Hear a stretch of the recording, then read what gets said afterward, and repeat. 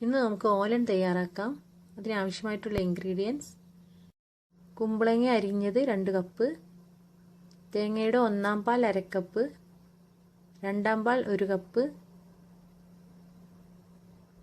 വൻപയർ വേവിച്ചത്, ഇത് ഉപ്പിട്ട് വേവിച്ചതാണ്, 3 പച്ചമുളക് നെടുകെ പിളർന്നത്,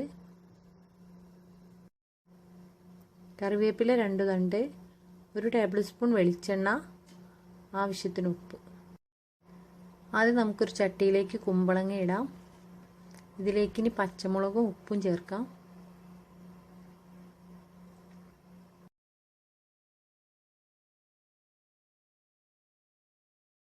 ഇനി ഇതിലേക്ക് തേങ്ങയുടെ 2/2 പാൽ ചേർക്കാം. 2/2 പാൽ നിർബന്ധമൊന്നുമില്ല, പകരം വെള്ളത്തിൽ വേവിച്ചാലും മതി.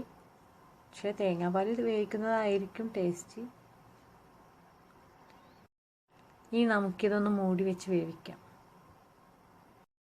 ഓലൻ വെക്കുമ്പോൾ കുമ്പളങ്ങയുടെ കൂടെ മത്തങ്ങയും പയറും, പയറെന്ന് വെച്ചാൽ ചിലയിടത്തൊക്കെ അച്ചിങ്ങ പയർ എന്നാണ് പറയുന്നതെന്ന് തോന്നുന്നു, അതും ചേർത്ത് വെക്കാറുണ്ട്. വേണമെങ്കിൽ മത്തങ്ങയും പയറും എല്ലാം ചേർക്കാവുന്നതാണ്. ഇപ്പോൾ കുമ്പളങ്ങ പകുതി വെന്തിട്ടുണ്ട്. ഇനി നമുക്കിതിലേക്ക് വേവിച്ച് വെച്ചിരിക്കുന്ന വൻപയർ ചേർക്കാം. വൻപയറും കടലയും ഗ്രീൻ പീസും എല്ലാം വേവിക്കുന്നതിന് മുമ്പായി കുറേ സമയം വെള്ളത്തിൽ കുതിർത്ത് വെക്കേണ്ടതുണ്ട്, എങ്കിലേ പെട്ടെന്ന് വെന്ത് കിട്ടുകയുള്ളൂ. ഇനി അഥവാ കുതിർത്ത് വയ്ക്കാൻ മറന്നു പോവുകയാണെങ്കിൽ ഞാനൊരു ടിപ്പ് പറയാം.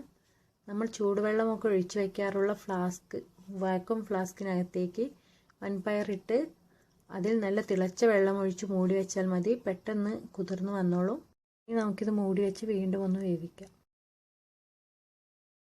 ഇപ്പോൾ ഒന്നുകൂടെ വെന്ത് രണ്ടും കൂടെ നന്നായി ഒന്ന് യോജിച്ച് വന്നിട്ടുണ്ട്. അതുപോലെ അതിലെ വെള്ളമെല്ലാം ആവശ്യത്തിന് വറ്റിയിട്ടുണ്ട്. ഇനി നമുക്കിതിലേക്ക് തേങ്ങയുടെ 1/4 പാൽ ചേർക്കാം.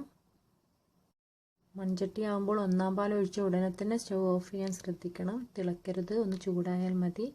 മൺചട്ടി ആകുമ്പോൾ ആ ചൂട് നിലനിൽക്കും, അതുകൊണ്ട് അപ്പോൾ തന്നെ സ്റ്റവ് ഓഫ് ചെയ്യണം. ഇനി ഇതിലേക്ക് പച്ച വെളിച്ചെണ്ണയും കറിവേപ്പിലയും ചേർക്കാം.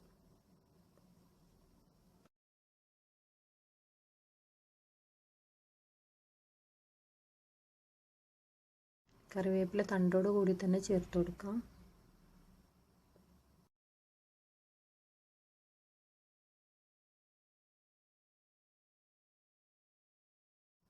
ഇനി നമുക്കിത് ചോറിൻ്റെ കൂടെ സെർവ് ചെയ്യാം.